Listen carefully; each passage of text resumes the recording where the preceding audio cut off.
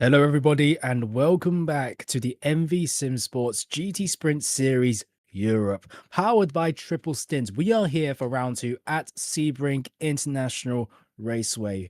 My name is Jarvis Coyd, and this is a broadcast by HyPrix Studios, and Julio Marquez is our production here today, and Eitan Benezra is our executive producer. Sebring International Raceway, America's oldest racetrack, built and opened in 1950. FIA Grade 2 is a 3.7-mile circuit, 6 kilometers with 17 turns.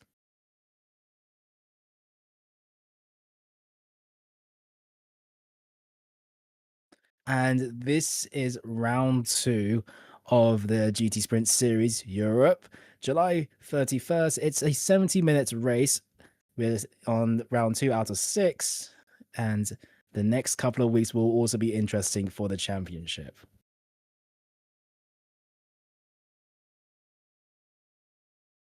So today's weather for the race is 83 degrees Fahrenheit, or if you're not acquainted with the imperial system, 28 degrees Celsius. It will be mostly cloudy with no chance of rain and very low mile-per-hour winds.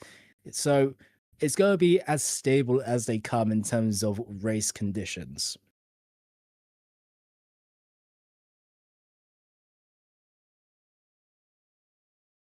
So this is what the current qualifying conditions are: 83 degrees Fahrenheit with 68% humidity, cloudy, and 30-mile-per-hour wind. So not too differentiated from the race conditions, but the drivers out there currently setting their best laps.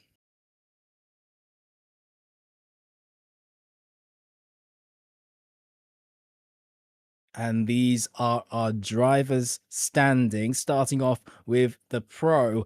Philip Ansel, after last week's win with 51 points. Alberto Alvarez finished second place in the pro. Nicholas Zint in third.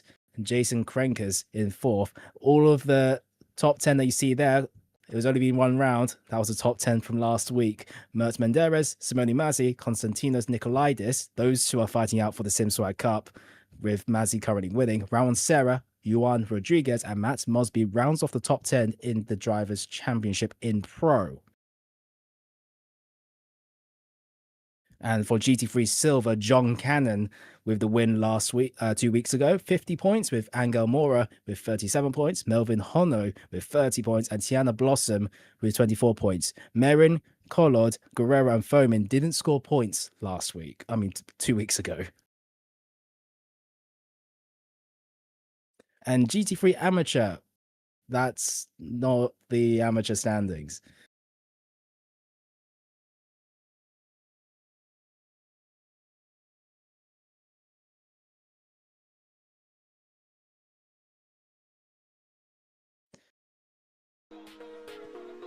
And these are our sponsors here today: Triple Stint Racing. With high quality gloves for questionable quality sim racers, go to triplestint.com to buy your apparel.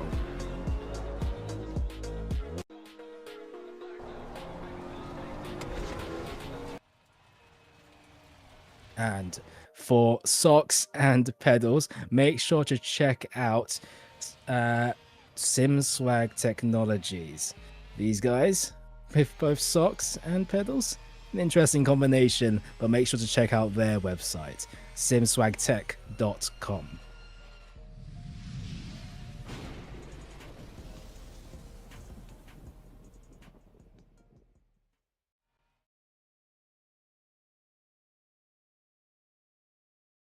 And we're looking at some cars out there at the moment. We're watching Taylor in the McLaren driving for Simit, at least in the livery of Simit, currently in 12th place, 16 thousandths away from Lopez.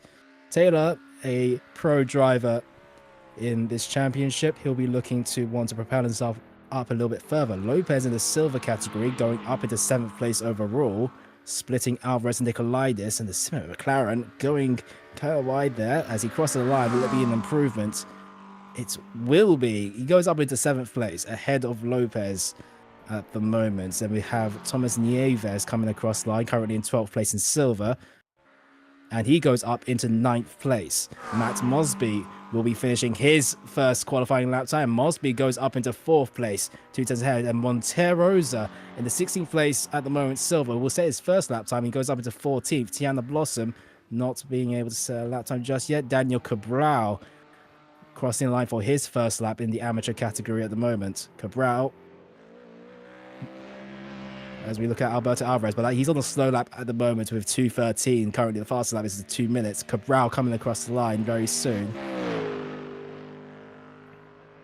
And he will come across the line to go into... It was a 2:07, but 2:07 is Nonori, a pro driver, with a 2:07. Bernardo de Castro, currently in 13th place, will come across the final corner now, driving the Helix BMW.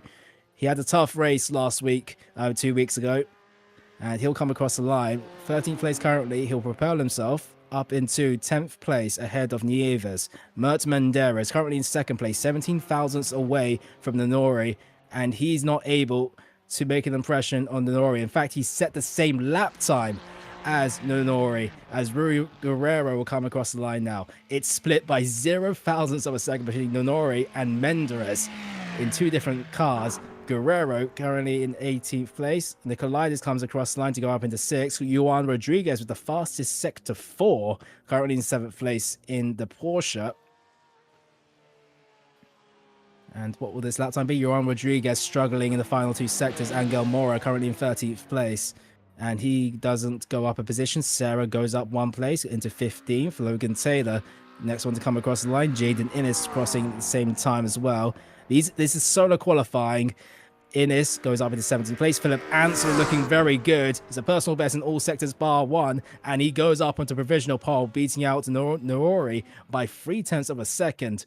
As we're watching Stint stop as Monterosa goes up into 6th place. The silver driver making an impression there. Alberto Alvarez currently 13th place. He'll look to go up a couple of places. But we're seeing, if you look at the bottom, Nonori and Bernardo de Castro setting purple sectors in 2 and 1 respectively. Alberto Alvarez, next one to come across the line, not improving. Actually goes up ahead in 12th position. Daniel, as we watch Stephen Nonori come across the line now. Fastest sector 2 and 6. Personal best sector 7. And will it be enough to get ahead of Ansel?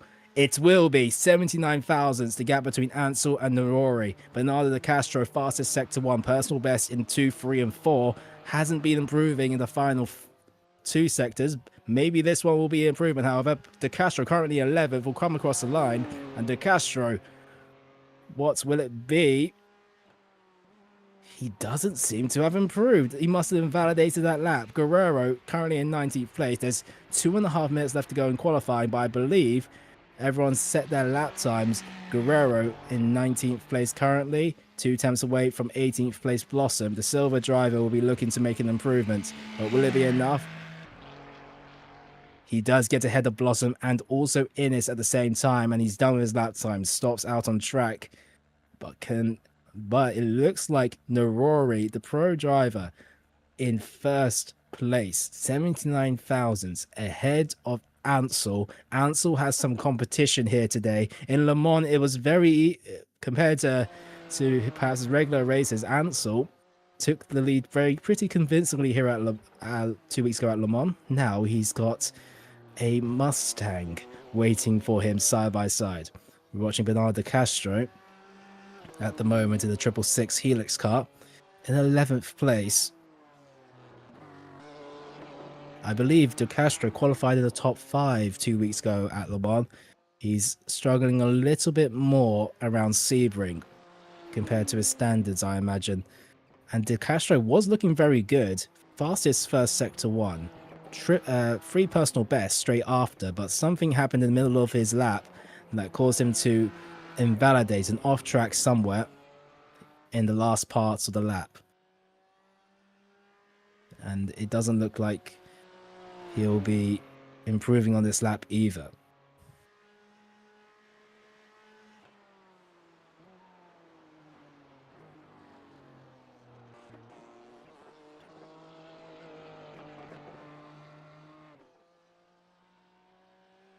And Bernardo de Castro will come across the line.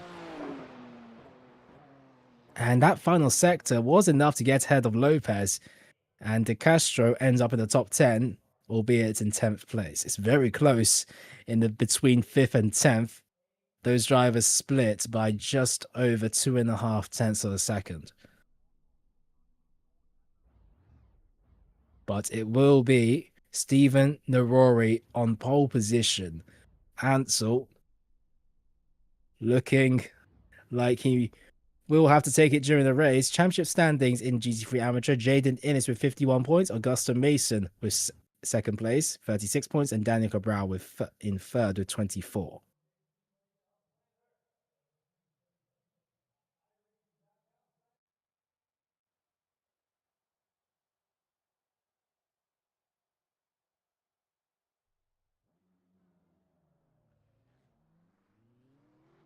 And these are our qualifying results. Stephen Narori takes pole position ahead of Philip Ansel. The Swedish driver, 79 thousandths, will have to accept being in second place in qualifying. Mert Menderes, 3 tenths further back with Sector 1 Esports. The 691 in third. Matt Mosby in fourth. Nicholas Zint in fifth. Juan Monterosa in sixth. Konstantinos Nicolaides in seventh. Juan Rodriguez in eighth. Logan Taylor in ninth. Bernardo de Castro in 10th. And then going down to below the top 10, it's João Lopez, Alberto Alvarez in 12th, Thomas Nieves in 13th, Josh Merin in 14th, Angel Mora, Ramon Serra, Rui Guerrero, Jaden Innes, Tiana Blossom, and Daniel Cabral, 20th.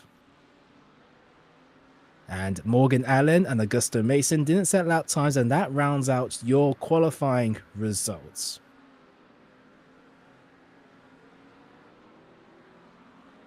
And drivers making their way onto the track. We're watching right now Ansel in the McLaren and a warm-up session in between the qualifying and the race. 70 minutes around Sebring. There's quite a few overtaking opportunities, in particular turn 1, the hairpin, and sometimes Tower Corner, which is what we're looking at right now. It's going to be brave. Tower Turn is a very interesting corner because you're trying to set up the car as best as you possibly can, but you end up braking into the corner while you're still trying to turn left. It's interesting, and this final chicane, not final chicane, but the past chicane into the Le Mans curve, you need to get the best exit, and the overtaking zone into Sunset is also one overtaking spot to be wary of. You can go side by side, you can go for a switchback overtake. And yeah, we'll see exactly what happens. 70 minutes is quite a long time. Drivers have open setups. They have one fast repair, and they will be looking to take every single opportunity here. Tires and fuel are both optional if you can make a fuel tank last that long. And but yeah, strategy involved. With 70 minutes, you're looking to maybe do one pit stop. Yeah, definitely one pit stop at the very least. 2 stop if you don't fuel save too well. Remember, the fuel is set to 70% in all races. So having a full fuel tank won't be enough. Maybe to get to a one stop It will be interesting, to say the least. 70 minutes is quite a while. In particular, the Sebring is one of those tracks which has a combination of turf, or driving turf, concrete and asphalt. Through turn 17, through the straight into turn 1, it's all concrete. And then it goes to asphalt for the remainder of the circuit. Sunset being a concrete corner, turn 1 being a concrete corner. Different surfaces definitely pose up a challenge. It's very bumpy, in particular in the concrete parts. But that shouldn't affect things. In fact, iRacing recently, I think, extended the pit wall a little bit longer than they did previously. So before you could take turn 1 at a very wide entry. This time, because the pit wall has been extended, you have to take into the pit wall into account.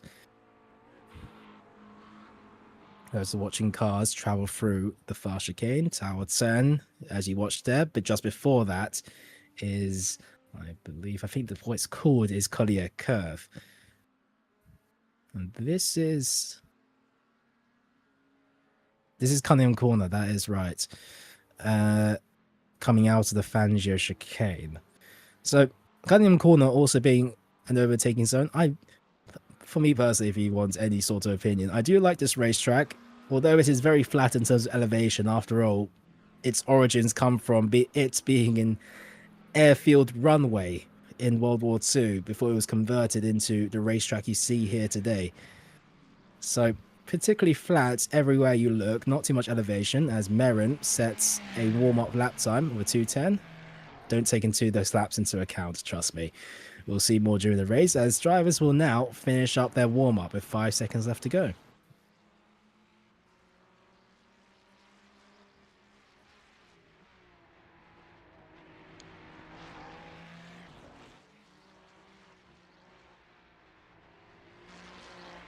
Now, with it being open setup, drivers, we're seeing quite a few McLarens at the moment, a few Ferraris, a few Ford Mustangs, a single Lamborghini in terms of Monte Rosa. The drivers selecting the cars they wanted to do for the season. And particularly around Sebring, some cars' characteristics will favour others more and more. But now, drivers gridding up for the start of this race will be starting behind the pace car.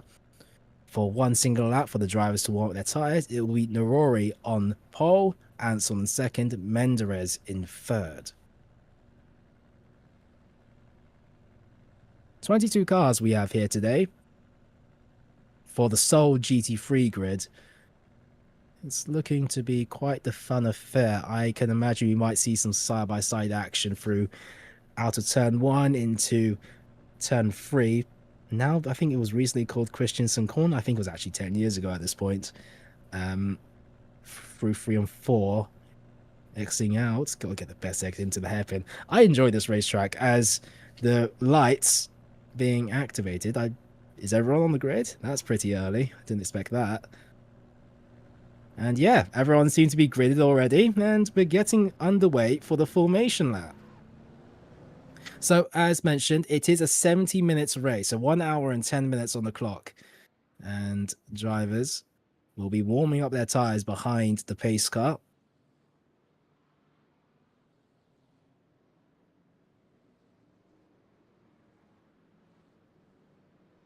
As the pace car heads its way through turn 1, that's Narori in the purple and white Mustang, followed up by the blue and white McLarens of both Ansel and Menderes. They look to be teammates, I think. Mosby in 4th, Zint in 5th, Monterosa in 6th in the Huracan, Mosby in the Corvette. That's also a car that isn't picked too often. Mosby in the Soul Corvette, Monterosa in the Soul Lamborghini, and Allen in the Soul Mercedes. Others have either 2 or more cars picked.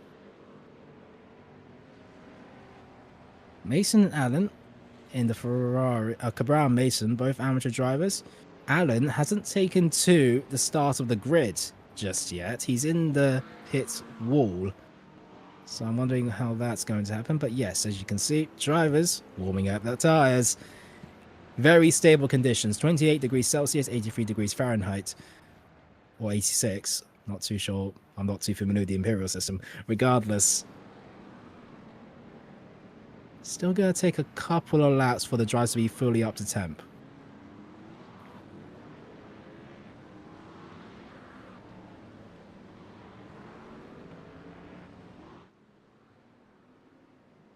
So, it is quite a long lap around Sebring. 2 minutes lap times, 70 minutes. And fuel will be a big concern. The 70% limit on fuel tank means that Lyco will be prevalent. Let's see if that impacts some of the battles we see out here, or will everyone just be pushing to their limit?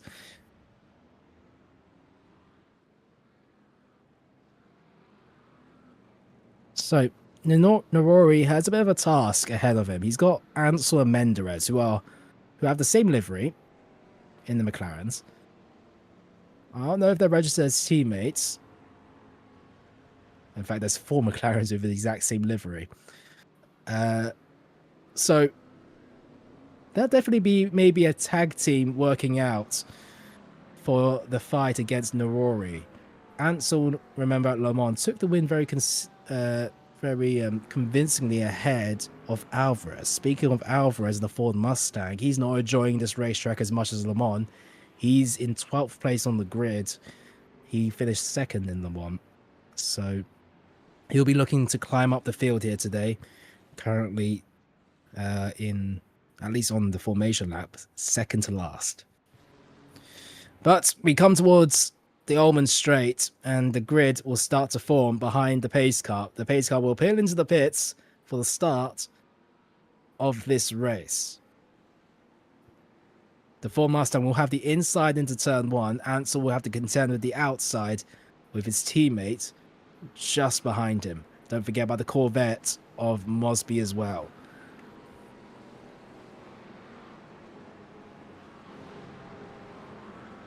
But as they round the final corner, the pace car will come into the pits. And the green flag will be soon waved down. And Norori goes. It's a huge fight into turn 1, about 4 wide in the background. As we see Norori into turn 1, covers the inside line ahead of Ansel. Ansel switches to the inside, and he will take the race lead ahead of Norori. The Simmet McLaren that you see there is Taylor. He's up into P3, and it's all chaos in the background. That's Norori into the barriers with the Simmet McLaren of Taylor involved. But it'll be Ansel in the race lead. Zint in 2nd, Menderes in 3rd. Zint going from 3rd to 2nd. Menderes losing a position. De Castro in 4th place after the start. And we're watching Nieves versus Alvarez here. Alvarez climbing up 4 places since the start of this race. And then we'll go to the outside. Alvarez. Nieves covers the inside line. He's got Marin ahead in the McLaren. Alvarez braking on the racing line, trying to go around the outside of Nieves. Nieves still ahead. And he will get into the dirt a little bit through now Fangio chicane. Does Alvarez choose to go for a move? Meanwhile, Zint in 2nd place ahead of Menderes. But in the background, we see the fight between Alvarez. He goes to the inside Cunningham corner. Nieves breaks way too deep. He's onto the dirt and grass. That means that Nieves will lose 2, 3, maybe even 4 places. Alvarez up into 7th place, gained 5 positions at the start. Marin in, now we're watching Innes in the McLaren versus Nieves. Nieves going way too deep. Cold tires in the Ford Mustang. It understeers quite a fair bit. A flash of the headlights for Nieves. He's struggling out there. He was in 8th place at the start of this race. He's now down in 14th as Mosby gets past. Mosby involved in the collision at the exit of turn 1. He's missing his front bumper. De Castro under pressure from Nicolaides. Nicolaides 4 tenths away from De Castro. And meanwhile, the fight between Cabral and Guerrero is looking to be close as Nieves versus Mosby as well. Mosby, we're missing that front bumper. He's side by side into sunset. And it looks like Nieves will get ahead of the Corvette. The Corvette of Mosby goes to the inside. No. Yes, he is. Mosby to the inside at sunset. And he will still be fighting this. The aero wash is going to be absolutely horrible out of Corvette. It's 3 wide between Innes, Nieves, and Mosby. As Innes is still ahead. He's leading the amateur pack, and Mosby is trying to go to the inside 6 in the middle of the racetrack. Nieves backs out of it. Mosby is not too impressed at the start of this race in the Corvette. Starting in 4th, he's missing a part of his car, quite a huge part of his car, as we're seeing Nicolaides versus De Castro and Merin. Merin in the white and blue McLaren is having small connection problems. De Castro on the inside. Merin on the outside, and Nicolaides trying to figure out what's going on behind him as De Castro ahead of Merin. But don't forget that Merin now getting the better exit out of the hairpin. Might go look for a move into Cunningham Corner. Does he go for it? Does he wait? De Castro feels the need to stay in the middle of the racetrack, and it's still all in order in 5th and 6th place for now. The McLaren very strong in these medium speed corners, particularly through Collier Curve and into Tower. The BMW very stable. Front engine might struggle a little bit more out of the medium speed corners compared to the McLaren's front and behind. Meanwhile, Innes losing the place to Nieves. And the Hurricane of Monterosa getting onto the grass a little bit. In the background, you can see the purple and white Mustang of Narori, who lost the pole position after having an incident at the exit of turn 1. That's going to get looked at. Guerrero on the inside of Innes, and Monterosa seems to follow, and that is Guerrero off track. Guerrero facing the tire wall, and it will be Innes up into 13th place. Narori now putting on the pressure, trying to get back what was lost. It's only been about 4 minutes, and Narori immediately trying to get back on the comeback drive. De Castro versus Nicolaides, that goes and moves. Nicolaides now losing another place, and a bit of a rear slip from the blue and black McLaren under pressure from Merin in the white and blue. But look at that, that's Alvarez trying to move up several places. Remember, he struggled in qualifying. Now he's trying to climb back up. He's already in 7th place. Now he could be trying to get 6th, 5th, and maybe even 4th. But they're quite away. 4th place is 4.2 seconds. Oh, that was very close between Merin and Nicolaides. Alvarez now putting on the pressure in the Ford Mustang. Don't forget about Mora in the white Ferrari, as we're seeing Monterosa versus Narori. Monterosa getting ahead of Narori. That puts a stop to his attempts of trying to come back in this race. Meanwhile, this is Merin in the McLaren. Josh Merin and Alvarez. Alvarez putting on the pressure, as always, heading through Fangio Curve and into Cunningham Corner. But the Mustang will be on the racing line. The McLaren defending on the inside. They're side by side. And it will be the McLaren successfully defending for now. The Mustang in 7th place. We'll also have to look at his wing mirrors to see. That is Mora in the silver Ferrari. Serra also saw his teammate. We'll be looking and seeing maybe what will happen. We do see that Merin does have a few connection problems, but on the chase cam of Alberto Alvarez. And he's holding back for now. The main overtaking zone as well, being Sunset, trying to get the best exit out of Le Mans Curve. But yeah, not too close. In the background, you can see a fight between Blossom and Mosby. Mosby, even with a bit of damage, is still climbing up here, and Mosby in the bumperless Corvette will be on the inside of the BMW into Sunset, and Mosby getting up another place. Damage doesn't seem to affect the Corvette, almost unrecognizable without its signature front bumper, but regardless, he continues on. Meanwhile, Alvarez still trying to chase down Merin, as both Alvarez and Mora go into the grass, as we see Jaden Innes versus Monterosa. Monterosa relenting against Narori, and as Narori will have to gain about 3 seconds to get towards Nieves.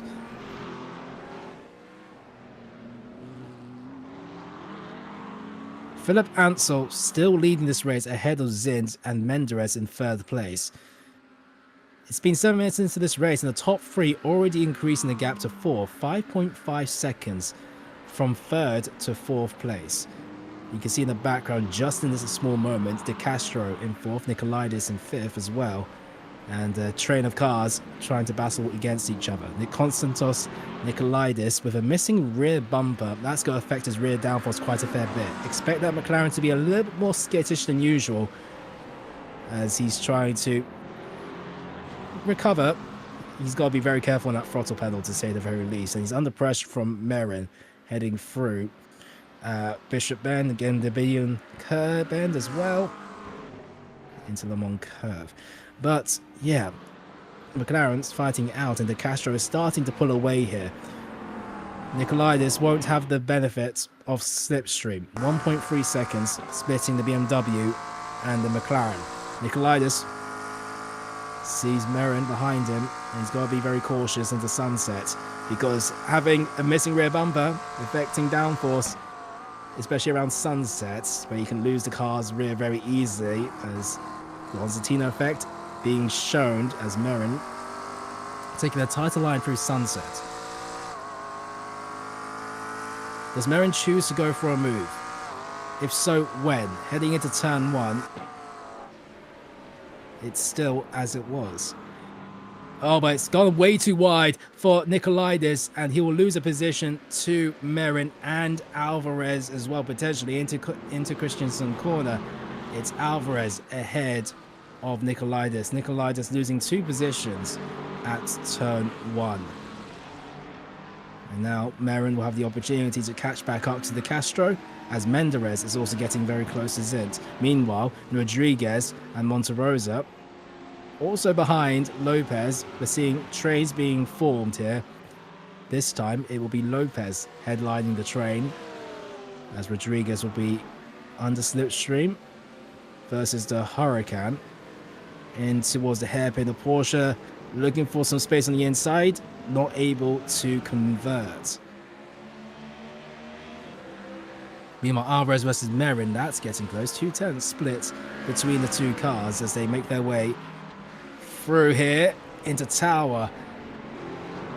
And no moves for Alvarez. Nicolaides still not giving this up. He's got Serra and Mora behind. The two teammates looking to consolidate currently in 9th and 10th position. 8th and 9th, I mean. Alvarez. Oh, now we're watching Monterosa versus Rodriguez. Rodriguez on the outside, Monterosa on the inside. Juan Monterosa now on the outside. We expected some side-by-side battling through these curves, and the Porsche still just ahead will be on the inside line of Le Mans Bend. The Huracan jumping over the curves and trying to get the best exits possible on towards the Ullman Straight. Yeah, but it's not enough. It seems that the Huracan not too, as with most GT3s, not too happy over the curbs through that section of bends. Rodriguez 1.7 seconds behind Lopez, as we're looking at Serra and Mora, two teammates trying to get past us. Alvarez, De Castro has lost a couple of places. De Castro versus Alvarez, they side by side through turn 3. Then through turn 4, it'll be Alvarez on the inside, De Castro back on the inside. Who will get the better exit onto towards Gurney Bend? It's very close between the Mustang and BMW.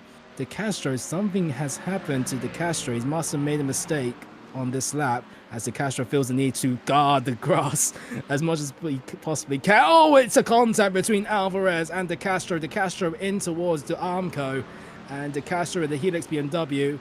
He'll be dropping down several places. Alvarez now up into P5 ahead of Nicolaides. But contact heading towards the hairpin, the Mustang. We'll have to see a closer look. Yeah, Alvarez, De Castro, a slowdown penalty to add on top of that. 1.5 seconds splitting himself and Blossom. Menderes versus Zins. That has swapped positions. Menderes ahead of Zins at the moment in 2nd and 3rd place. Zint losing a position, and now it's Ansel Menderes 1 and 2. And this is what happened for the position here. Zint just losing the rear outer tower, and Menderes just getting ahead, heading into the next corner. And this was the contact. De Castro defending on the inside, Alvarez switching to the racing line, but heading into the hairpin. The Mustang, there was space on the left, but was De Castro moving his steering wheel towards left as well? That's going to be one for the stewards to figure out. And who gets the penalty? We'll see exactly what happens. De Castro with not too much damage, only a slight tap on the Armco. He will continue on. Meanwhile, this was the race start. We saw that's Nonori in the Mustang immediately cutting to the inside, then back onto the racing line. But Philip Ansell was also looking for the inside line as well. Meanwhile, that's Monterosa in the Huracan on the far right. Zint in the light cyan McLaren in third place. The Simmets McLaren, which was involved in the turn one contact, is Taylor. And this is what happened to Matt Mosby. Matt Mosby with the Huracan spinning out, so Mosby does as well. Contact with the blue McLaren, and that is a Porsche just able to avoid the Corvette on the outside, and Matt Mosby missing a front bumper after all that contact. The Porsche was Juan Rodriguez. Back to live cameras and Alvarez versus Merrin. They're side by side through Fangio into Cunningham Corner. Who will get ahead? It'll be Alvarez who will be ahead into Cunningham Corner, but the McLaren just having the better slowdown. Oh, it's a bit of contact, side to door, heading for Collier Curve. He loses that place. Nicolaides getting ahead on Merrin, and Merrin will be trying to get on the inside tower curve. Nicolaides defending on the inside. Nicolaides still just ahead of Merrin at the moment. But yeah, for a move, Alvarez ahead of Merrin, and Merrin now losing 2 places on this lap. But what can Merrin do out of the Le Mans curve? Sunset is one of the main overtaking spots here. Turn 17, the last corner. But instead of being the hunter, he might as well be the hunted, because Serra in the Ferrari looking very comfortable in the background, trying to maybe go for a move in the next couple of turns. Into Sunset. Who breaks a little bit later, who gets to form out of the corner a little bit better. And it all seems to be single file at the moment. In fact, in the background, you can see Matt Mosby getting attention. That's watching Nieves versus Lopez into Sunset. That's a pass out of that corner. That's Nieves up ahead of Lopez. Lopez getting back on the exit, however. Too much on the inside, getting the worst exit out of Sunset, but Nieves will still have the inside line. The Porsche on the outside, the 888, and it will be Nieves in a 6.6 car ahead of Lopez. Just up ahead, that's Rodriguez going slightly wide at turn 1. Meanwhile, Merrin versus Serra. Alvarez now leading the train. He's got 11 seconds, 11.4 seconds to catch up to Zins, as long as he doesn't start battling with Nicolaides in 5th place.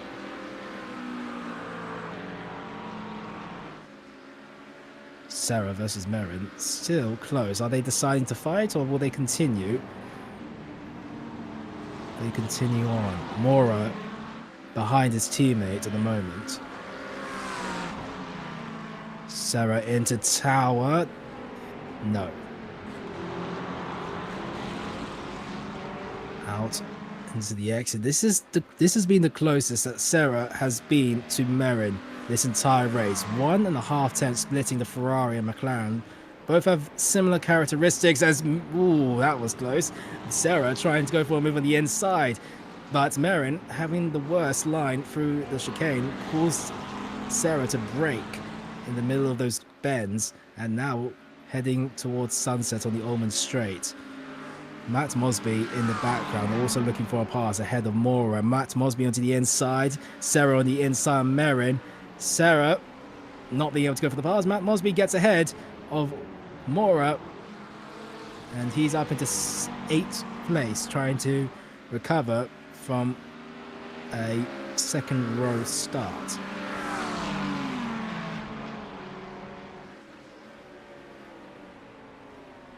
Ramon Serra of Andorra trying to get of Josh Merrin. The Briton will be looking to not just defend, but needing to catch up to Nicolaides. 1.1 seconds now.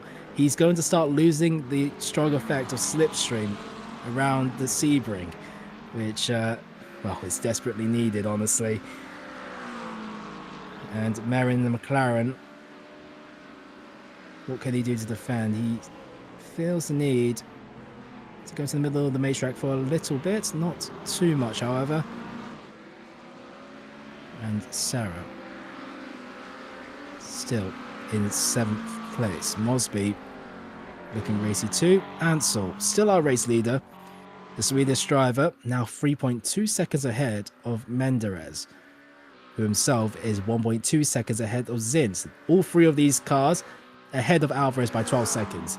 As long as nothing goes wrong for the remainder of this race, the top three in a very comfortable position and in a great chance of finishing in 1, 2, 3 in that order. The McLarens around Sebring looking very strong as well. Out of the top 6 drivers, 5 of them being a McLaren GT3 car, only Alvarez in the Ford Mustang is the sole non-entry that's not driving the McLaren. Meanwhile, we're watching Blossom versus De Castro. De Castro trying to recover from the contact he had with Alvarez at the hairpin. Tiana Blossom, the silver driver who's currently in 4th place, has got 5.7 seconds to catch up to Mora, but instead of worrying about that, they've got to worry about De Castro behind. De Castro, also in the BMW GT3. What does he do?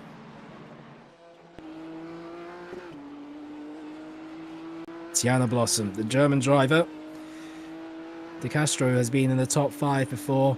He struggled in qualifying, finishing in 10th place. He's -1 position, but don't forget about that great start he had at lap 1, avoiding all the carnage to go up into the top 5. But De Castro into turn 3. And you can't help but feel like a pass is on the cards here.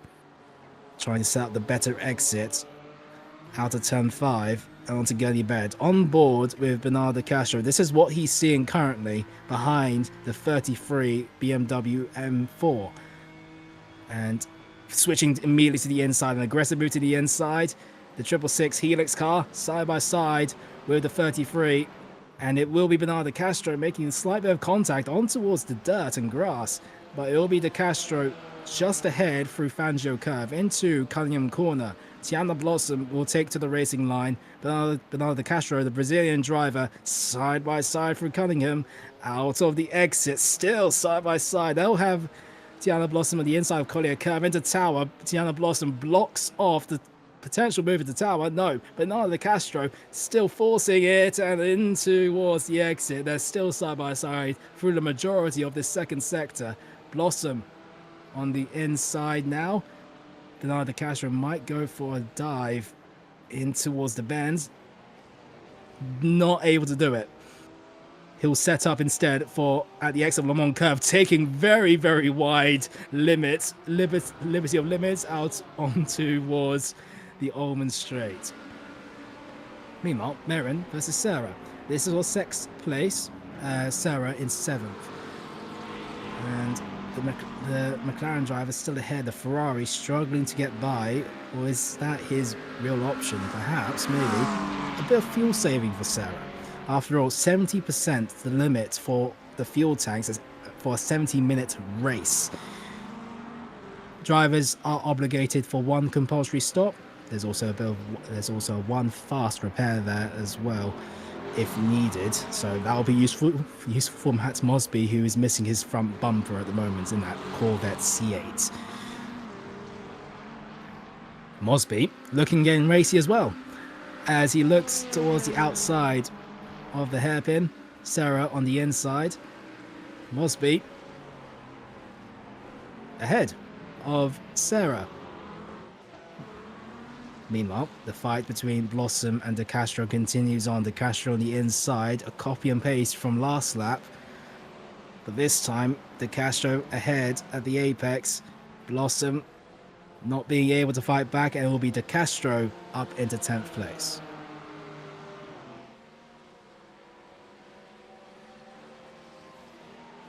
Tiana Blossom onto the inside. There's not enough speed for that M4. This fight has allowed Juan Rodriguez into it. A flash of the headlights for the Porsche GT3 car. He'll be looking to try to get ahead of maybe not one, but both M4s ahead. We're on the front bumper of Juan Rodriguez.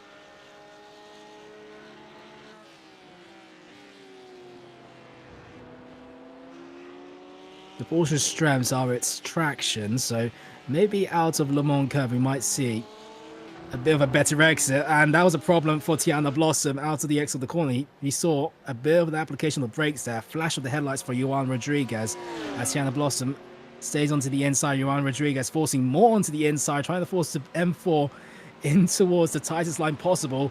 Johan Rodriguez on the outside versus Tiana Blossom. Tiana Blossom trying to fight back, but the Porsche still side by side. The M4 GT3 car trying to fight back. This battle was allowed the Castro to run away with it. 1 second, the M4 around the outside, the Porsche still on the inside, heading out to turn 1. They still leave enough, and they still leave each other just enough space, a bit of door-to-door contact, and it'll be Johan Rodriguez ahead of Tiana Blossom. Meanwhile, Merrin still behind Nikolaitis. This time has Matt Mosby behind him now. Mosby looking to recover what was lost from a second row start. And 2.5 attempts between himself and the race lead. Make sure to check out the website mvsimsports.com. There you'll see all the information for the endurance races, the GT Sprint Series that we're currently broadcasting, and also the special events at MV Simsports on Instagram, Twitter, and Facebook. Make sure to follow and like the post that we have there. That's Nikolaitis going out wide in the grass, and Nikolaitis has lost places. He's lost 4 places all in one go, from 5th down into 9th. He's going to be increasingly upset. Mosby now will look to get racy to try to take back 5th place. Mosby in the Corvette.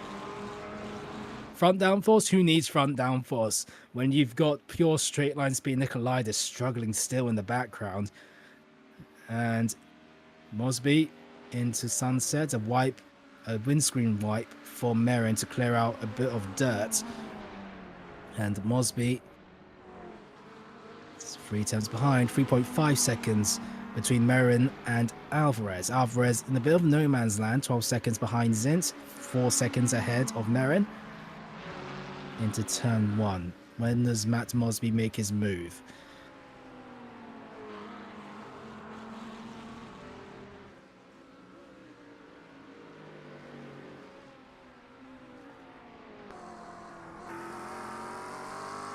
On the gearbox of Josh Merrin, he's leading a train that consists of Mosby, Serra, Mora. Nikolaitis 2.3 seconds now further back. He's losing a lot of time. Something's gone wrong with that McLaren. As Johan Rodriguez into the pits because he's got a meatball flag, or a black and orange flag in the official terms. So he's coming to the pits to repair that car, but it will be a fast repair for Johan Rodriguez. Actually, is it Johan or Juan? There's both. They both have very similar names. Meanwhile, Matt Mosby still not being able, but out of Collier curve, he's out of for a run. A bit of contact between the Corvette and McLaren. The Corvette making slight touch with the grass, and now with the swap between Serra and Mora were looking racy. But 2 teammates trying to work together to get ahead of this pair.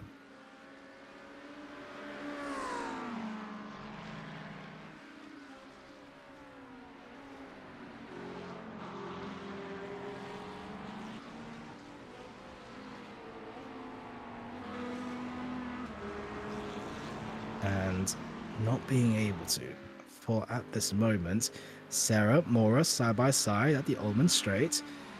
Will there be a swap positions? Serra being the pro driver, Mora being the silver driver.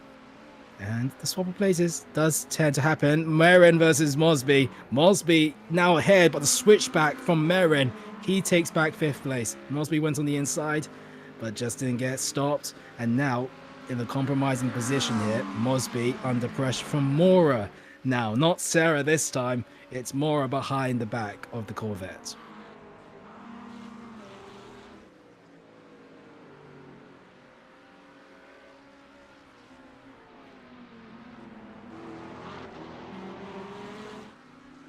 And the fastest laps we're looking at the moment, it's Ansel with a 2-minute 1.8. Ahead of Menderes, who's 2 tenths back on the fastest lap. Zint a further 2 tenths away. And we're currently watching Sarah versus Mora. Sarah in the silver Ferrari car behind the other silver of Mora. It's a silver coloured car, not the silver driver. Ansel with a comfortable race lead ahead of Menderes. Zint in third.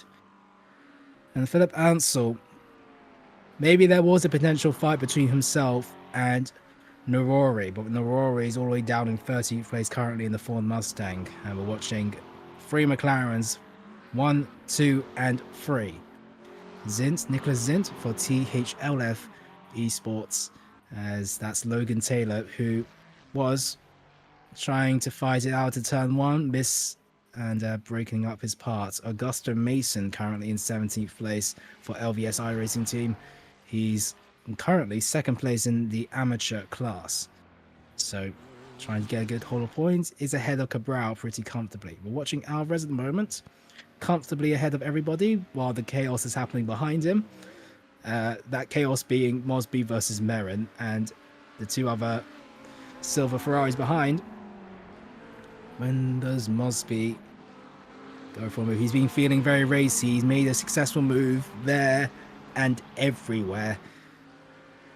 But is it time for maybe to get that car repaired? If that's what a damaged Corvette does around Sebring, I can't wait to see what a fully repaired Corvette looks like around here, because he's on an utter redemption arc ever since the first lap.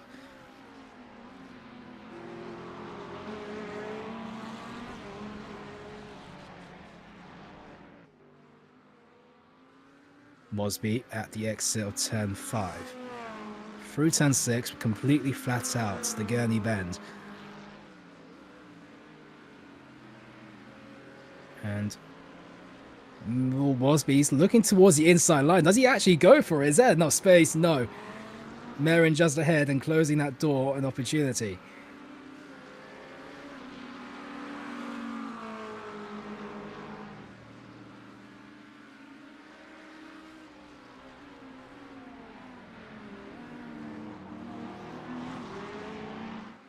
Merrin now 6.1 seconds back from Alvarez.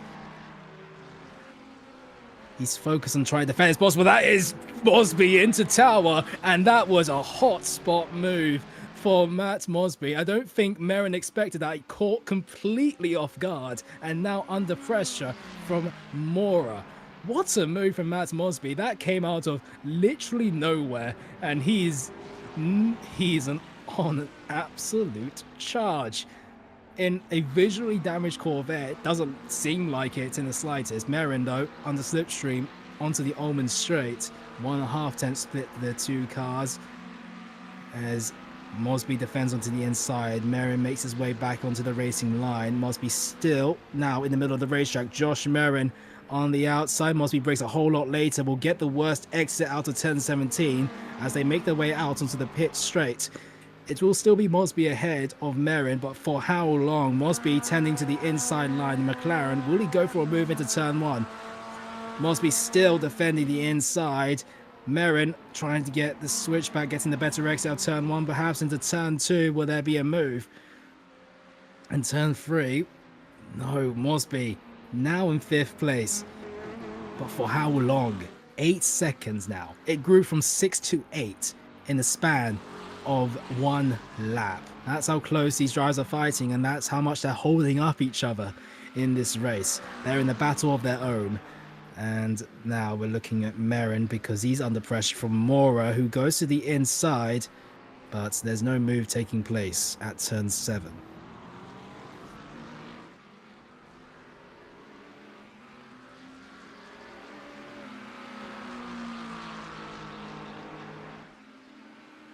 Now we're looking at Mora because Merrin has to feel the need to go and defend the inside through Cunningham Corner. And no, that's his tower, my bad.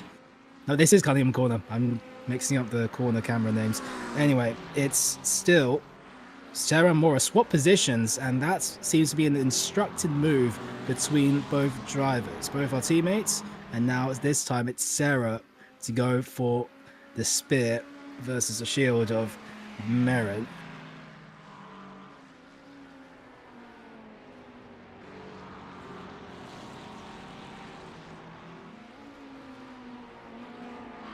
This is the closest fights that we have on track. 4 cars, and Nikolaitis now back involved into this race because of how much they're battling. That's allowed the blue and black McLaren to catch up, as well as De Castro. It's only 2.8 seconds now between himself and this pack.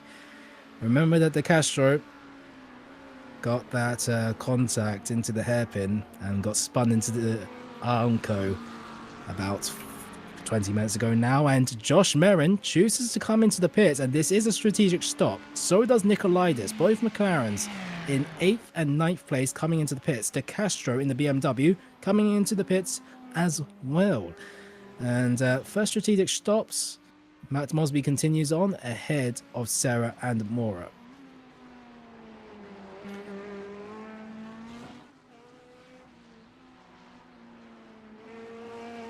Matt Mosby now has got 8.3 seconds to catch up, as we do see De Castro down from the jacks. As we're seeing Lopez versus Blossom. Blossom got overtaken by De Castro, who's now in the pits. And Lopez, João Lopez, in the 888 Porsche, looking to get ahead of the black M4 GT3. The Concertina effects, huge play at the exit, the entry into the hairpin, the exit. Tiana Blossom struggling to get the power down, and Lopez into Cunningham corner goes to the left. Do they go for the move? It does look like Lopez flashing its headlights and trying to fight with Tiana Blossom. Blossom successfully defending it from now. Mora and Sarah swap again. And it is as it was between Blossom and Lopez. No change there.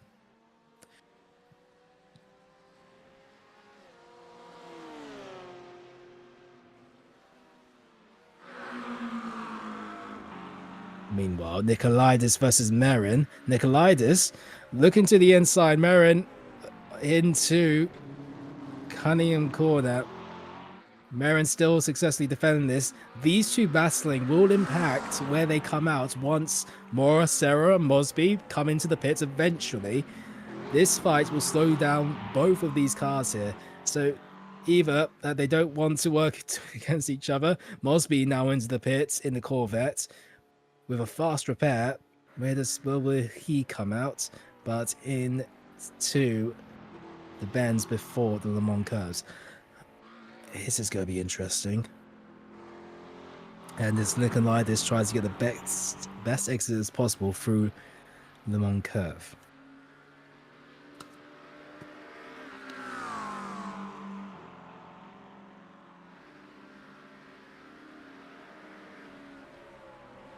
Where does Mosby end up? He's got that Corvette repaired as Nikolaitis and Merrin make their way through the final turn. Mosby is exiting out of the pits now. Where does he come out? He will come out ahead of both McLarens, and that means that Mosby is well in chance to keep the 5th place. And it's quite a huge gap between actually Merrin and Mosby. Both Mora and Sarah continue on.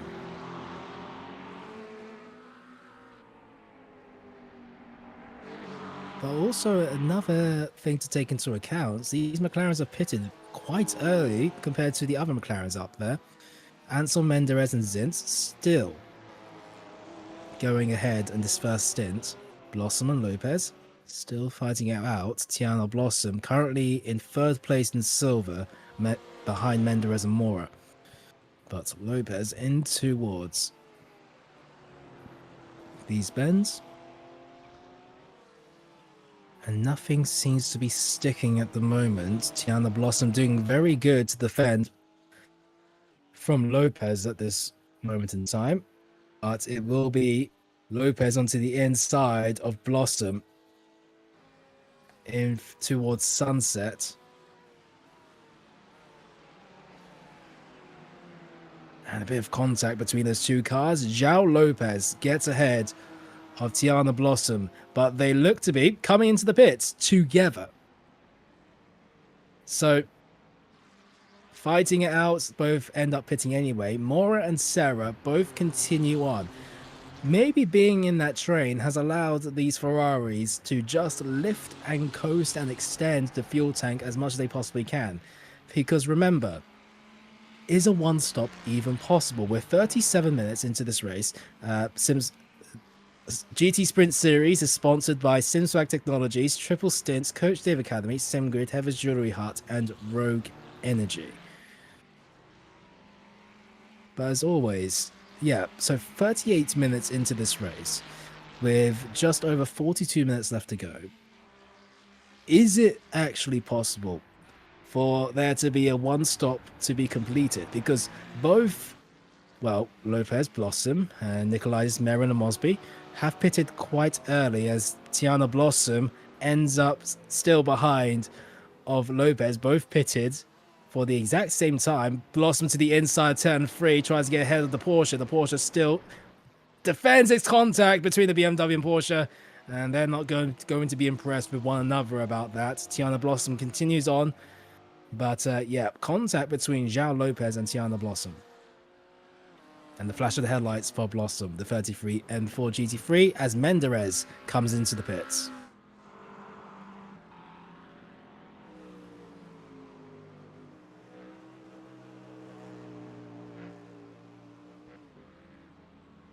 Alvarez coming into the pits as well. 39 minutes completed of this race, with about 41 minutes left to go. Now, is this a pit stop out of strategy? With one stop, they need to go along for 41 minutes. This first stint has lasted for 39. So I imagine with a bit of lift and coast, they'll make it towards the end. Mora and Sarah, 6 tenths away from each other. I don't imagine they'll be battling against one another pretty hardly. They've done this coordinated swaps, and they look to be just working together, trying to get the best result as they possibly can. It's quite the fortunate position that both Ferraris are in currently, because one can lift and coast behind the other, and they swap, and they can lift and coast as well. It's a good tag team for both Angel Mora and Sarah.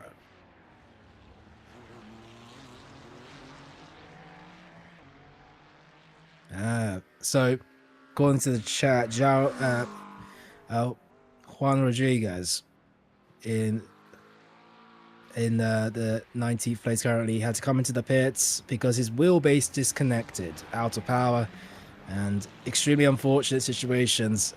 But yeah, sim racing, sometimes your equipment doesn't like you too much, and yeah, retiring because of that failure, quote unquote.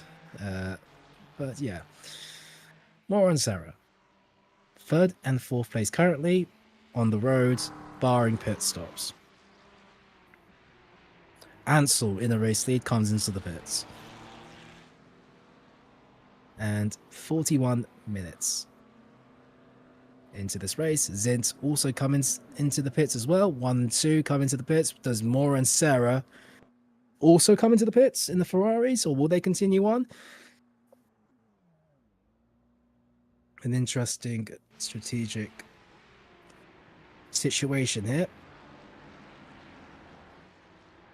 Let's see if the Ferraris follow 1 and 2. It looks to be both Ferraris coming into the pits. So 1, 2, 3, and 4 into the pits. Menderes, 5th place, will be battling out with Ansel and Zint, because remember that Menderes was 2nd place before these pit stops. Ansel is now pitting out, so is Zint is pitting out. Where does Menderes come out in all of this? That's Ansel at the exit of turn 1. But most importantly, where is Zint? Zint exiting out of the pits through the cones, but it will be Zint up into 2nd place. Yes, only 5 tenths, half a second between 2nd and 3rd, and Zint into 2nd place. Menderes in 3rd, but remember Menderes has been on the very warm compounder tires out of the exit of turn 5 into turn 6. Menderes going to the inside of Zint, and it looks to be, although Zint did well enough to get ahead out of the pit lane into turn 7, it's not enough. Colder tires for Zint, and he relegates himself down to 3rd. But regardless, pit stop time saved because now Stint is battling into Cunningham Corner on the outside. Menderes has to defend onto the inside. And it looks to be, at the moment, Menderes' place to lose. Meanwhile, Mora and Sarah have come out ahead of Merrin, importantly. So coming in later into the pits has its benefits, and now it will be a dual battle between Josh Merrin and Sarah Mora. But looks to be that Mora is immediately under pressure from Josh Merrin. Merrin onto the inside through Cunningham, and Merrin gaining that place. Merrin up into 8th. Mosby still ahead of Sarah by 1.8 seconds as a reminder. But Merrin to the inside tower. No. So even though the drivers get ahead after pit stops, colder tyres mean that the driver who have stuck around a little bit longer after the first pit stop means it's going to be a relatively easier opportunity to get past. Not easy, clear and cut, but definitely easier. As we see Josh Merrin trying to set up the best exit out of the Le Mans curve. And he's done that very well. He's side by side with Sarah. Taylor into the pits as Merrin to the inside. And he'll get ahead of, meanwhile, Nicolaitis looking to get ahead of both Mora and Sarah. Nicolaitis on the inside of both McLarens. And who looks there? That's a purple and white Mustang. Oh! Mora, no, Nicolaitis and Norori both make contact at the exit of turn 17. And it'll be Norori in 8th place. Nicolaitis, once again, involved in an excursion. And he was relegated down to 10th place now. Norori with the flash of the headlights. Remember, Norori has pole position. That's Matt Mosby off track at the exit of turn 3 into turn 4. Mosby down now into 9th place. So consecutive as Mosby receives, I believe that is a black flag for maybe too many excursions and a drive-through penalty for Mosby. This is what happened to Mosby heading into turn 3 and just a loss of the rear into the corner. No damage, but maybe a bit of a damage to the confidence there from Matt Mosby. He rejoins the track with a penalty as well. Mora versus Sarah in the background.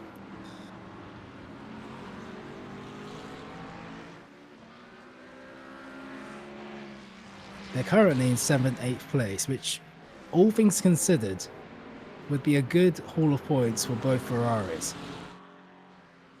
As we're looking at Jaden Innes, who's currently 15th place, leader in the amateur class of the GT Sprint Series Europe. And he's doing very well out there, currently in 15th place, semi-comfortably. And that's Ansel, leader in Pro, overall race leader, 6.9 seconds ahead, nice, of Menderes. Meanwhile, Norori versus Merrin. Merrin feels the need to defend into sunset. Norori trying to come back from a disappointing start. And Merrin doing well to defend, but at the exit of sunset, it looks to be that Norori will have the outside line. They're side by side the exit across the start-finish line. Their drag race down into turn 1. A bit of side drafting between both cars as Matt Mosby reserves his penalty. It will be Merrin ahead of Norori for now. Norori on the charge here. And into turn 3. Still Merrin ahead of Norori. But it's front bumper to rear bumper. As you're beginning to ask, it's a matter of when, not if. Norori now onto the outside of Merrin. And into the hairpin. It's still Merrin ahead of Norori. Merrin has done very well in this race. Defend from literally everybody you can ask for in the midfield currently. He's still behind Alvarez for now, but like, he's been defending from Mosby, Sarah and Mora, Nicolaitis as well, and now your GT3 pole position holder in round 2, Norori, in towards tower. Does he go for the move? No.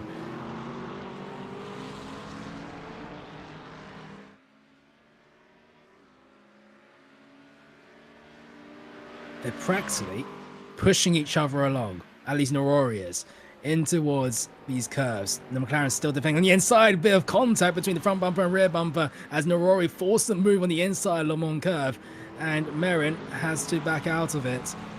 And now we'll be under pressure from Sarah. Ramon Sarah, the Andorian driver, will be looking to go and look for a mile pass ahead of Merin, who is unimpressed by Norori's antics at those bends. As Sarah looks to the inside of the McLaren, Sarah putting a wheel in ahead of the car, but it's not enough. Merin's still ahead of both Ferraris, as both Ferraris both seem to be swapping positions. Yeah, it looks to be... No, not just yet. Angel Mora still behind Ramon Serra.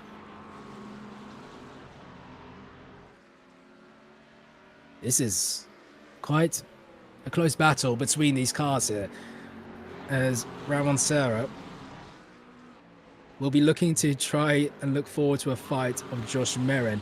Norori starting to pull away from the fight behind. He's now 1 second ahead of Merin in the span of about 2 sectors. In the background, Merin versus 2 Ferraris. This has been a sight that we've been seeing for the past 40 minutes or so, and it hasn't changed.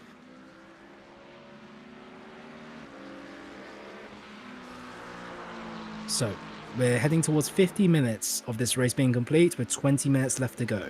A 70-minute race around Sebring, and currently heading towards 2/3 of this race being completed.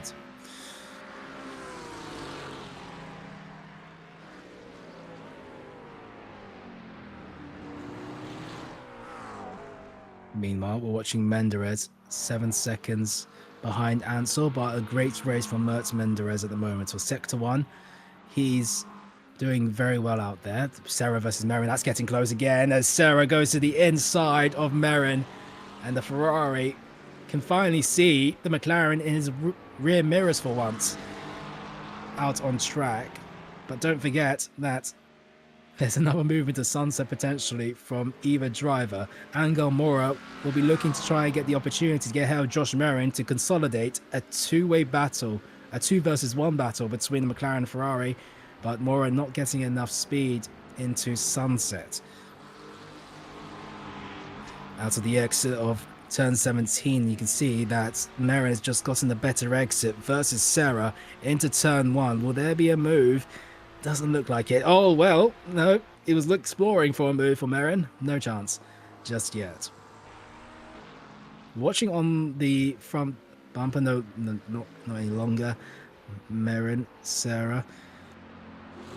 Can Sarah hold this 6th place at the moment? It's a big ask, but we'll see exactly what happens as they travel across the dirt there. A little bit wider. Doesn't impact his run out as much. In towards the hairpin. Merin exploring a move onto the inside. Doesn't go for it. And now, increasingly under pressure from Mora. More and more, with every single turn of the wheel, Mora is catching up.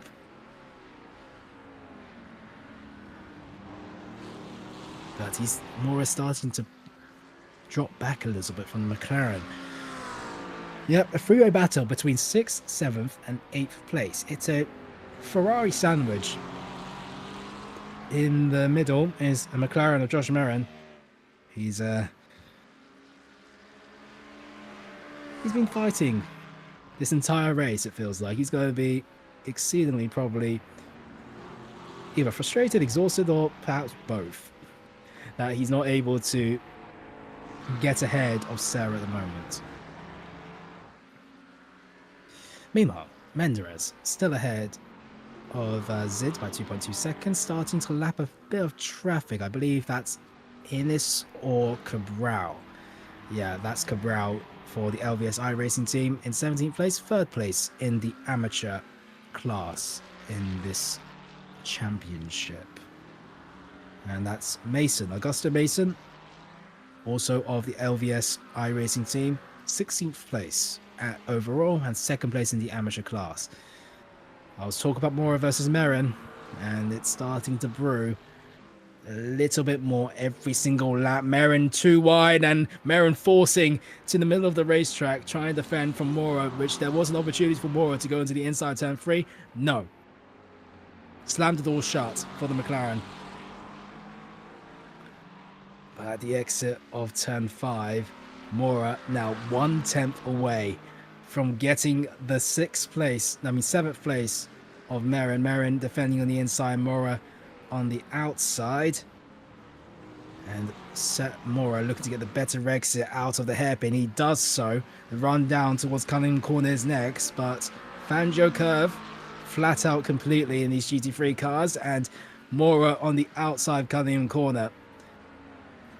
Braking. Merrin still ahead for now. On board with Angel Mora for team, I do not know how to say that name. Into tower. It's not enough for, I do apologize, team Aflo Jaton Ilios. I'm going to have to learn how to say that. Yeah, I'll help you. It's Afloja Tornillos. Afloja Tornillos. Tornillos. I'm getting there. We'll get that done by next week, trust me. Regardless, it's Angel Mora on board, trying to get out of Josh Merrin. Merrin now 1.1 seconds is the gap. So the power of the slipstream is starting to decrease between the McLaren and the Ferrari in front. In towards sunset. Angel Mora to the inside. In towards the corner. No. Still Merrin ahead of one of the Ferraris. We've got 15.5 minutes left to go of this race. And you have to remember that Josh Merrin pitted earlier than the Ferraris. Does the McLaren have enough fuel to get to the end? With enough lift and coast he will, but will he really be lifting and coasting in the midst of a high-stress battle between both Ferraris? He's been battling ever since he got out of the pits, practically. Was there ever a chance of a bit of Lyco for Josh Merrin? The Ferraris can do less Lyco because they pitted so much later. They pitted at the same time as the leaders, practically. And, well, we'll see what happens. So much later? Much later, I mean. That's not good English from my part. Regardless,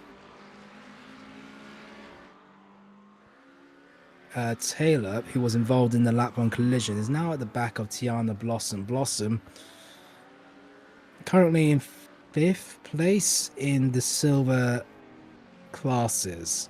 Menderes is currently leading that in 2nd place. You begin to ask if he is a silver driver or a pro driver, actually. I'm not too sure about that.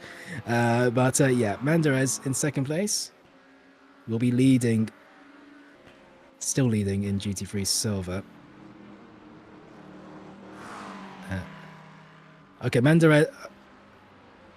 Okay, I've just gotten information that Menderes is indeed a pro driver. That label, the white label, which signifies a GT3 silver, is incorrect. So that means that Josh Merrin is still leading the GT3 silvers, as Angel Mora trying to fight for the race lead in GT3 silvers. So that ups up the ante quite a fair bit more as Taylor and Blossom go side by side with each other, and Taylor getting ahead of Blossom. So, Merrin versus Mora. This is an actual battle for the race lead in the GT3 Silver Championship. And that means that, yeah, so the fight wasn't with Sarah, it was with Mora.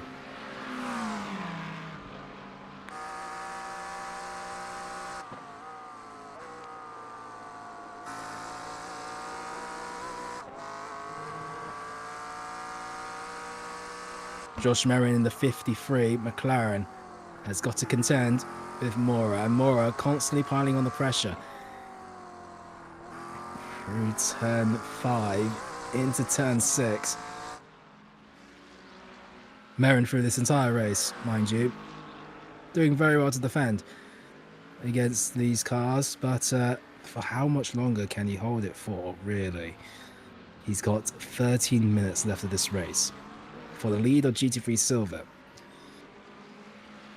And I was just looking at the championship.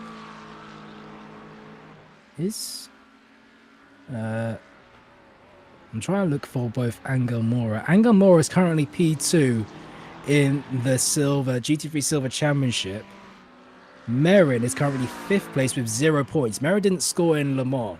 So that means that Angel Mora, because John Cannon hasn't made an appearance today in GT3 Silver, will take the race lead as long as he finishes in 2nd or more. But yeah, Merrin will be looking to certify his stamp on the championship by getting a race win in the 2nd round of the season. Angel Mora looking to be Mr. Consistent, scoring for the 2nd time in the row.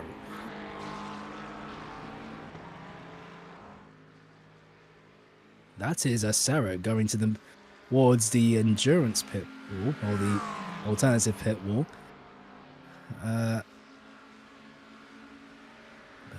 Yeah, so it's still, and Merrin starting to catch back up to Sarah. The gap's gone down from 1 second to 7/10 of a second. This will pull back Merrin into the slipstream, which will help him in the 1v1 battle for GT3 Silver.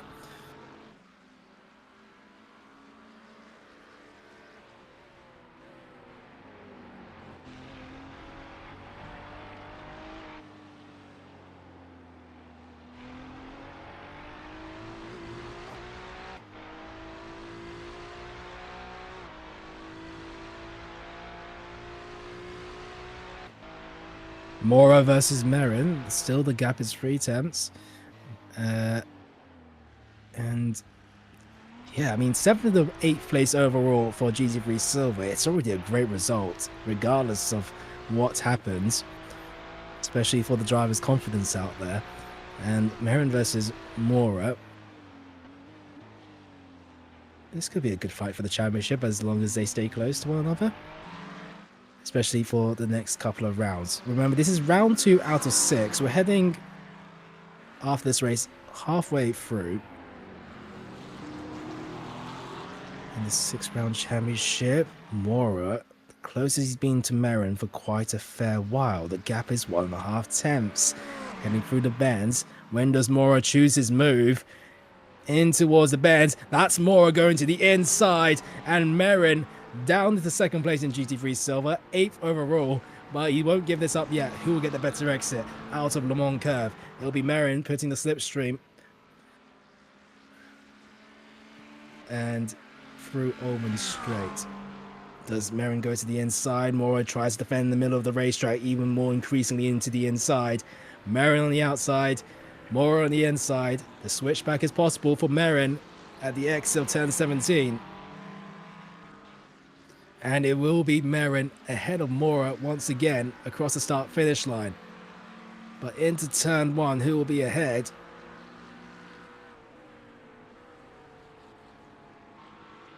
It will be Merrin out of turn 1 ahead of Mora, and Mora will have to wait for another opportunity to take the race lead in GT3 Silver.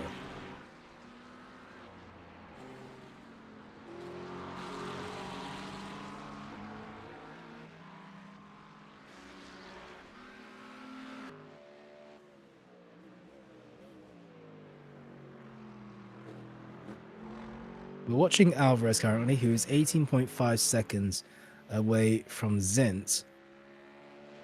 And he's comfortably ahead of Norori by 12.9 seconds. Alvarez, who finished P2 at Le Mans, behind Ansel.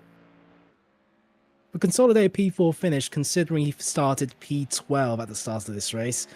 So it's been a decent run for the Ford Mustang around here for SOP Esports. As Jaden Innes still leading the line in the amateur class here.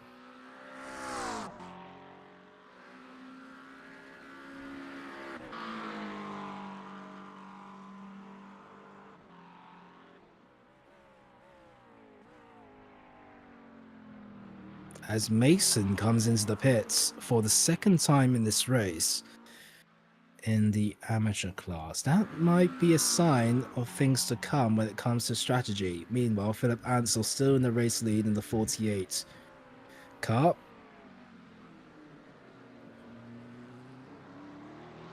Mora versus Mirrors. 4 bloody tenths between those two cars.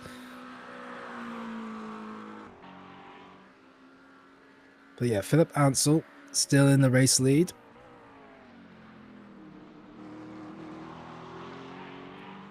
He won at Le Mans. He could take the second win in a row here today. The pole position did elude him. And as Norori took that away by about 2 tenths it was in the Ford Mustang. But ever since that lap 1 collision that involved Norori, he's been leading Philip Ansel relatively comfortably.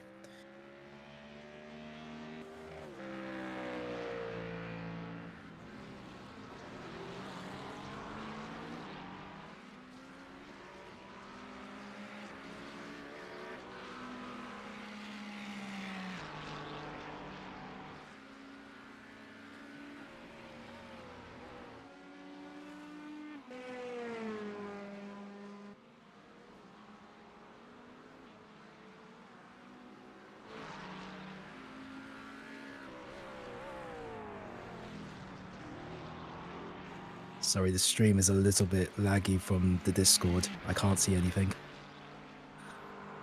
I can't see. Yep.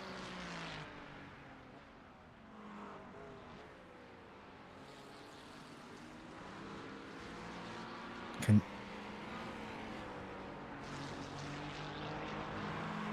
change the quality from 1440p to 1080p.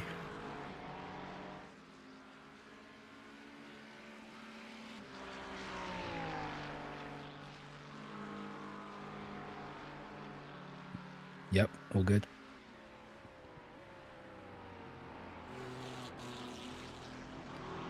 So Mosby came into the pits once again. As mentioned, the one-stop strategy, you needed to make it work.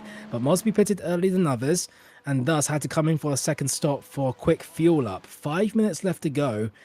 And for Mosby, it wasn't enough to continue on for the end of this race. So Mosby having to go for the 2-stop ends up in 13th place on the road, which is increasingly unfortunate ever since his comeback drive from a damaged front bumper, and now will look to get past Tiana Blossom for his first range of attack. Blossom taking to the racing line, 3 tenths between Blossom and Mosby.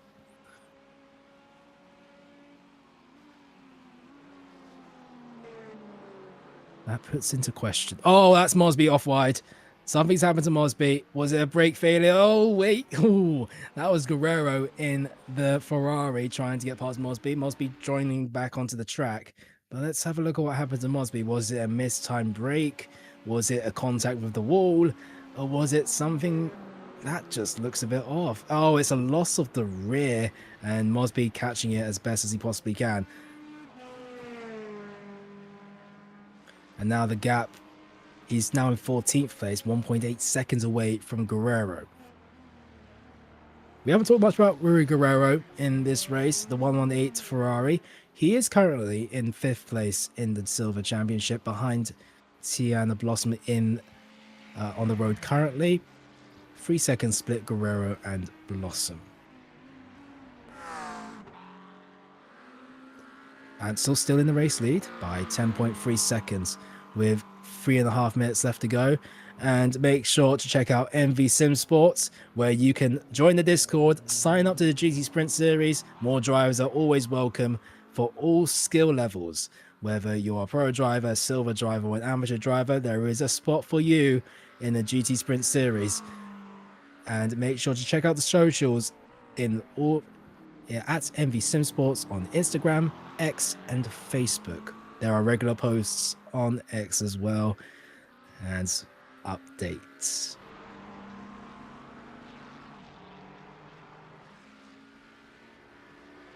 Three minutes left to go. As we look at the fastest lap, Ansel,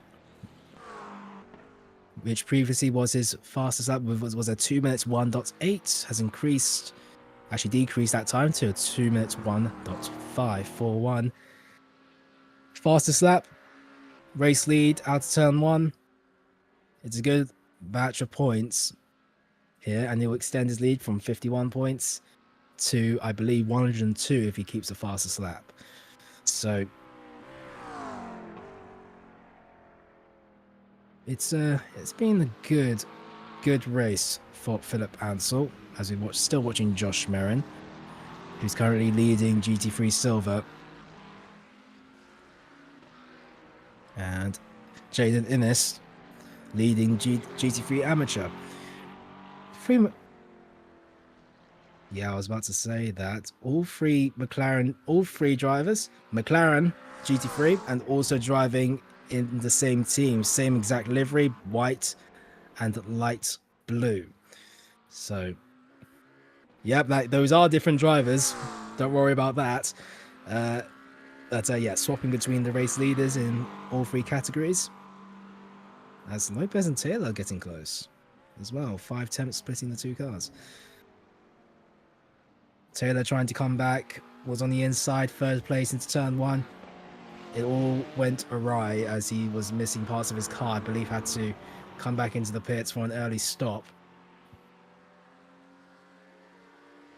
Lopez currently third place in GT3 Silver. Lopez trying to look at the standings. I don't believe he's scored points yet. So this is his first batch of points here for João Lopez. As the white flag is raised. So this is the final lap, as Philip Ansell will make his way through the last couple of corners. 30 seconds remaining left to go. It will be cut and close between the end of this lap and the timing pages. 20 seconds onto the Almond Straight. It's been, apart from maybe turn 1, lap 1, a comfortable race for the leading McLaren. Philip Ansell carrying on from his win at Le Mans 2 weeks ago.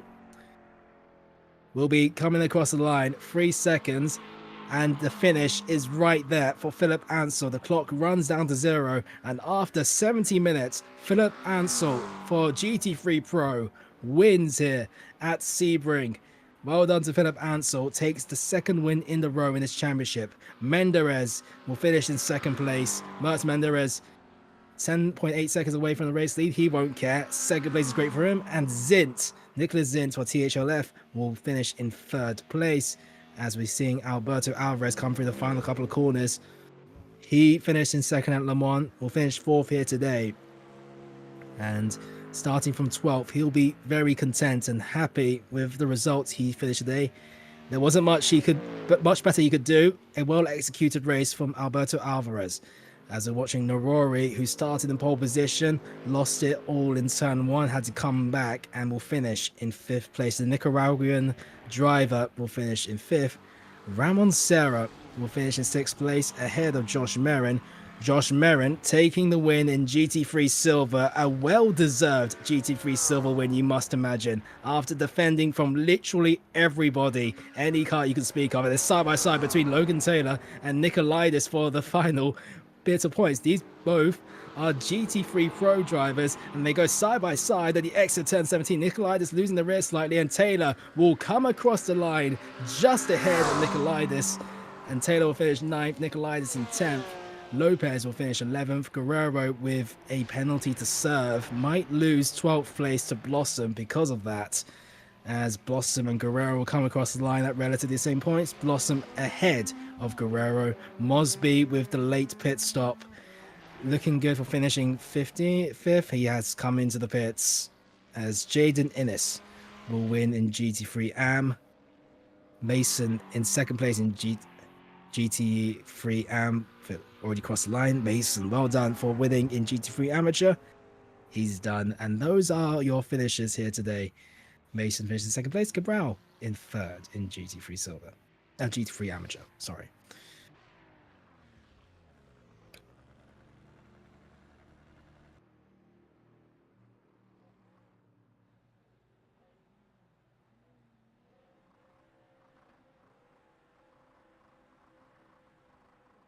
And those are your race results. Philip Ansell winning overall for the second win in a row, the Swedish driver, who can break that top step for the next couple of weeks? We don't know. Philip Ansel has been dominant so far in this championship. Mert Menderes in pro finished in second, Nicholas Zint in third, Alberto Alvarez in fourth, Norori in fifth place, Sarah in sixth, Josh Mirren wins in GT3 Silver with Angel Mora not too far away at all in second place. Logan Taylor finishes ninth with a side-by-side finish with the Konstantinos Nikolaidis in 10th place overall. Looking to the next page, João Lopez finishing 11th. He'll finish third in GT3 Silver. Tiana Blossom finishes fourth in GT3 Silver, with Matt Mosby finishing 13th. Jaden Innes winning in GT3 Amateur as Rui Guerrero had a time penalty, a black flag penalty to serve, a drive-through penalty. Augusta Mason in 16th, second place in GT3 Amateur. Daniel Cabral third in Amateur class. Bernardo Castro, Juan Rodriguez, Juan Monterosa, Thomas Nieves, and Morgan Allen all retiring. Morgan Allen didn't start the race.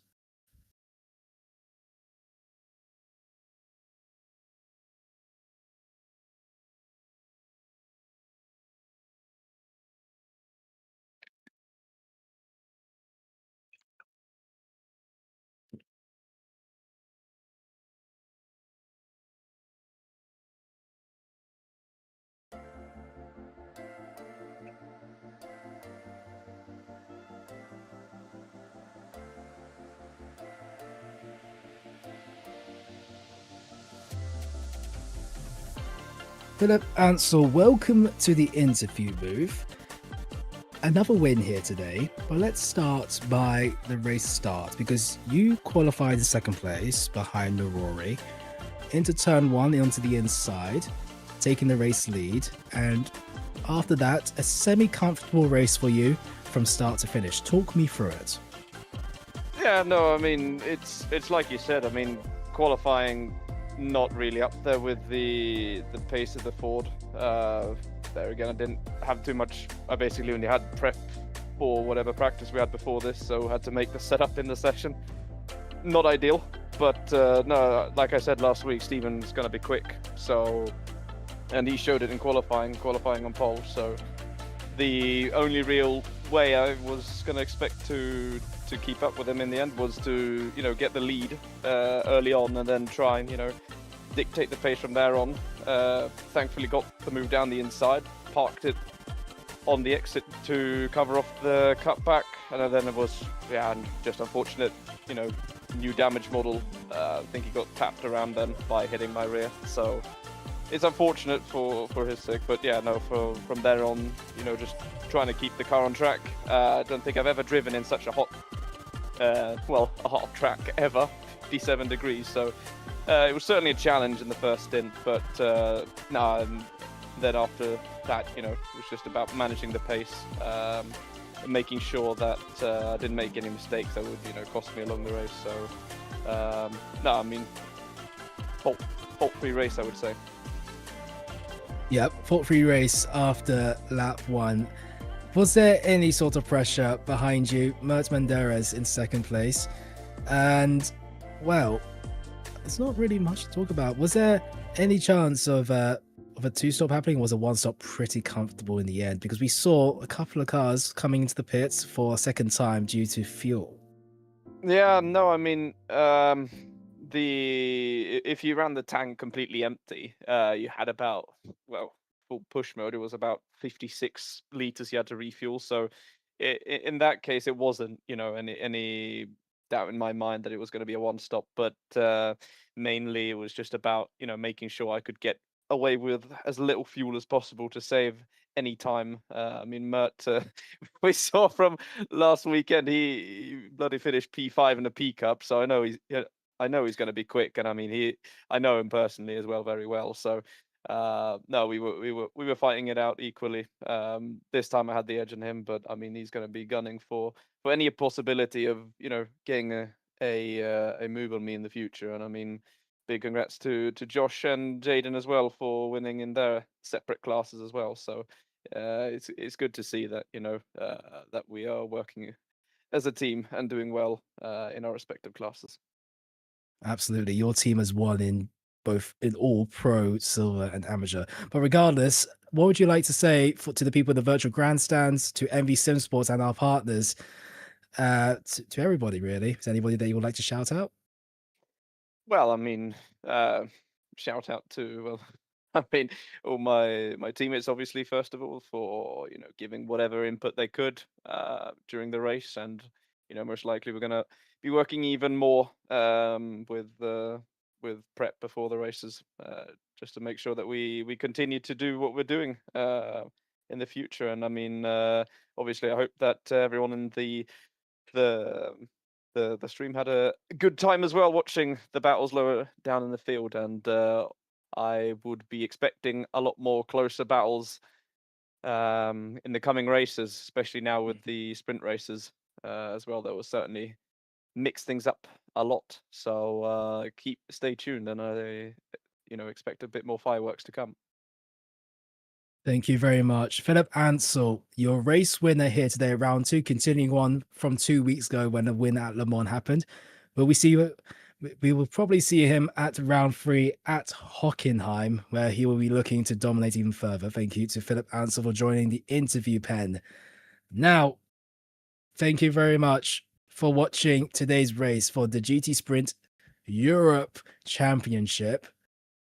In a couple of hours, GT Sprint Americas will be coming, as this is what the calendar looks like for GT Sprint Series Europe, August 7th, next week, Hockenheim Ring, with a 2-heat event, 2x 30 minutes, 30-minute race for Heat 1, 30-minute race for Heat 2.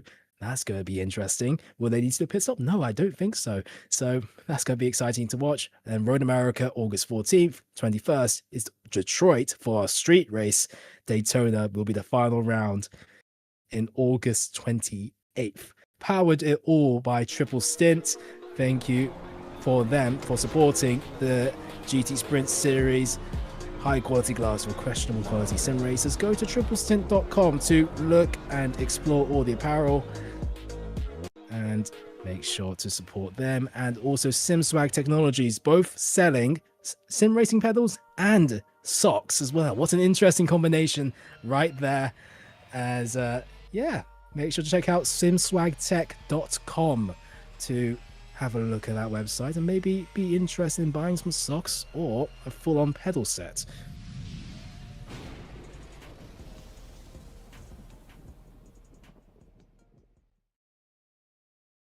My name has been Jarvis Coyd.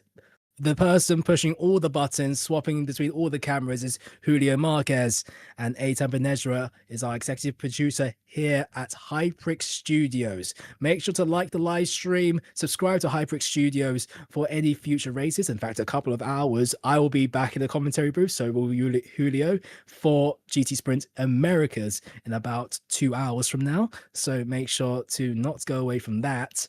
But until a few hours, we will see you all next week for GT Sprint Europe, round 3. Thank you very much for watching here today, and good night.